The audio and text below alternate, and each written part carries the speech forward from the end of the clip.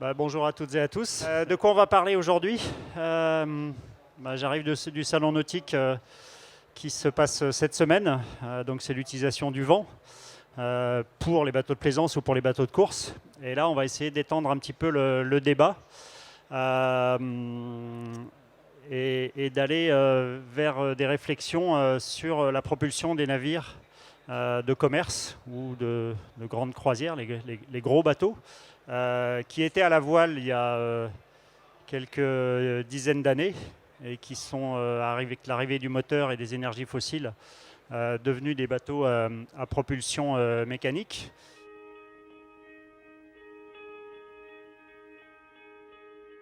Alors les enjeux, certains les connaissent bien mieux que moi, hein. Le transport maritime, ça représente 90% du transport de marchandises dans le monde, hein. La mer représente 75%, 71% de la surface du globe. Et donc il n'y a pas des routes partout, il n'y a pas des chemins de fer partout. Le volume transporté a énormément augmenté dans les 10, 20, 30 dernières années, avec aujourd'hui un nombre de navires en mer impressionnant, hein. Des bateaux de plus en plus grands. On a vu récemment un porte-container avec je ne sais pas combien de boîtes posées dessus. Il ne faut pas oublier non plus le marché de la croisière avec des véritables immeubles flottants qui permettent d'emmener plein de passagers se balader dans des endroits parfois très insolites. J'ai eu l'occasion d'aller me balader dans les canaux de Patagonie. Sur un bateau, on n'était que 500 personnes. On a vu des bateaux beaucoup plus gros que ça.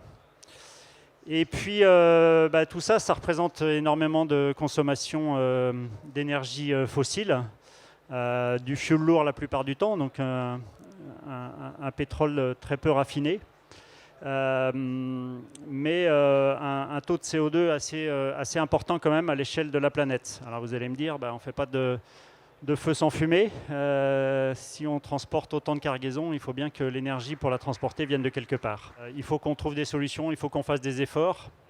Les enjeux pour tous ces moyens de transport maritimes, c'est l'incertitude sur le prix du pétrole principalement, puisque c'est l'énergie majoritairement employée aujourd'hui. Heureusement, je dirais, il y a un objectif de réduction des consommations et surtout des émissions, mais des consommations. 20% à l'horizon 2020, donc 2020 c'est dans seulement 5 ans, hein, c'est juste demain. Et des renforcements environnementaux, donc sur la limitation des rejets, et tant quantitativement que qualitativement. Donc maintenant, comment on fait ?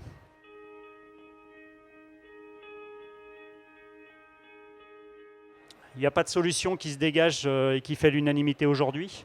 Pour l'existant, faut déjà essayer d'optimiser, améliorer ce qui peut être amélioré sur une carène, améliorer ce qui peut être amélioré sur les superstructures, pour réduire la résistance à l'avancement, autant dans l'eau que dans l'air. Les deux sont nécessaires. Améliorer le rendement des machines de propulsion également, tout en respectant les nouvelles contraintes environnementales. Il y a l'existant, mais il y a aussi les bateaux qu'il faut renouveler ou qu'il faut créer. Et donc mettre au service de ces nouveaux projets des solutions qui existent en les améliorant, en allant un peu plus loin dans les réflexions, dans l'optimisation. On peut imaginer essayer de pousser en avant une boîte à chaussures. Si on lui casse les angles, ça va améliorer. On va commencer par ceux de devant, puis maintenant on va s'intéresser un peu plus à ceux de derrière. C'est aussi souvent là qu'il y a l'hélice ou les hélices sur les bateaux à moteur. Donc parmi les solutions pour demain, ce sont des solutions qui existent déjà aujourd'hui. Donc ce n'est pas les solutions de demain, c'est des solutions d'aujourd'hui pour les bateaux de commerce de demain. Bien évidemment, ce qui nous intéresse, nous, c'est la propulsion vélique.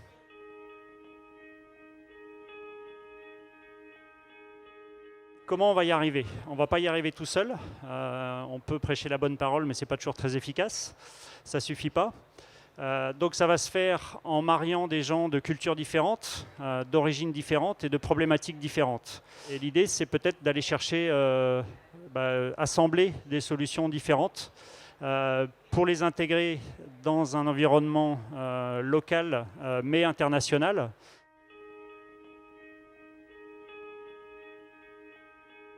Et nous, ce qu'on vous propose, c'est justement de mélanger toutes ces solutions-là en mariant les cultures. Ça ne va pas se faire tout seul, ce qui veut dire qu'il y a une vraie prise en compte, prise de conscience à intégrer et investir un petit peu. On trouvera ensemble la moins mauvaise solution. Peut-être pas la meilleure, mais la moins mauvaise.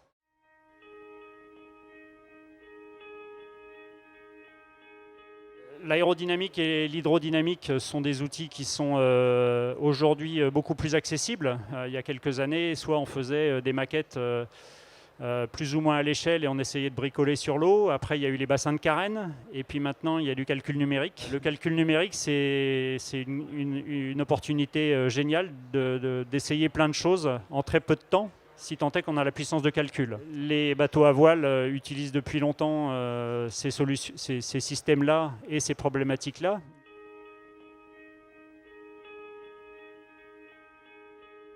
Merforth est une société sœur de ma société originale qui était Meragité, qui gère toujours d'ailleurs des bateaux de course sur des programmes de compétition, notamment sur le Vendée Globe. On a gagné les 4 derniers Vendée Globe. On a fait également beaucoup de multicoques dans les années 2003-2006. Et forcément, quand on conçoit des bateaux dans ces catégories-là, qui sont des catégories prototypes, on est amené à essayer des choses pour aller chercher de la performance sur la technologie, sur le sportif bien sûr, mais sur la technologie aussi. Et on a été amené plusieurs fois à trouver des solutions qui étaient, on va dire, des mariages de choses existantes pour aller optimiser alors un gain de poids, une fonctionnalité, une fiabilité. Donc dans les réflexions de conception de l'ensemble des bateaux qu'on a fait, on a été amené à répondre à plein de ces problématiques-là. Et pour moi, c'est quelque chose de très important. L'ingénierie, c'est un outil au service de toutes ces problématiques-là pour aller chercher de la fiabilité. Comment on peut mettre notre connaissance des bateaux à voile, de la propulsion vélique et de l'optimisation issue de la compétition au service de gens qui ont besoin d'aller chercher ces modes de propulsion pour améliorer une consommation énergétique juste devant. Et donc Merforth est né comme ça. On a depuis quelques temps l'appui de CDA d'APCO à travers Star CCM+, donc logiciel de calcul aéro et hydro. Et on a depuis le début un partenariat avec Dassault Systèmes qui nous met à disposition le logiciel CATIA, toutes options, y compris les calculs éléments finis, matériaux composites et tout ça. Ce qui nous permet d'être vraiment au top et ce qui nous permet de continuer de faire des beaux bateaux de course. Et on a envie, moi j'ai depuis longtemps, et c'est un peu l'origine de mon surnom de professeur, de partager avec d'autres univers tout ce savoir-faire. Les outils certes, mais les outils ça ne reste que des outils, mais surtout la nécessité d'optimisation. Alors nos premiers clients, quand on les a vus arriver à Merforth, ils nous disent attention, moi j'ai pas d'argent, donc me fais pas un système de bateau de course. Je dis mais donne-moi juste tes critères et nous on s'adaptera à trouver la moins mauvaise solution par rapport à tes besoins et par rapport à tes critères. Alors ça peut être le poids, ça peut être la fiabilité, ça peut être le prix. Et ben voilà, notre métier mon métier de compétiteur, c'est de m'adapter à un environnement et d'aller chercher la moins mauvaise solution.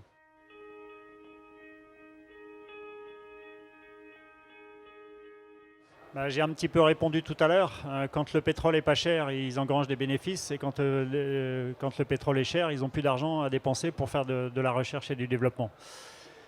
Donc voilà. Donc le but du jeu, c'est de se dire il faut qu'on les aide à apporter des solutions. On sait que ça coûte. Et le bilan économique n'est pas simple.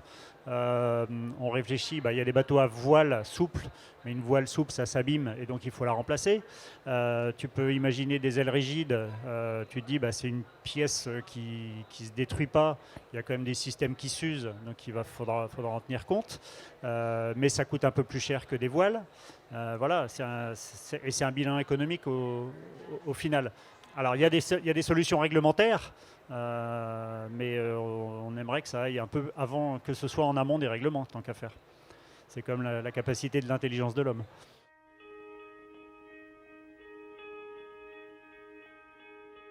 Mais il n'y a pas de solution miracle, c'est ça qui est intéressant aussi.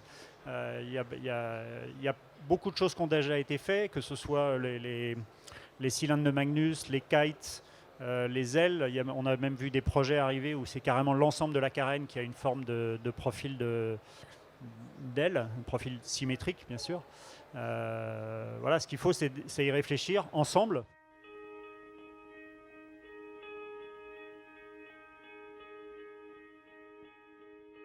L'électronique et l'informatique nous a quand même énormément aidés, avec des systèmes automatiques qui sont quand même beaucoup plus performants en termes de rendement énergétique, c'est-à-dire de bonne utilisation de la propulsion, qu'elle soit avec du vent, mais aussi avec des machines.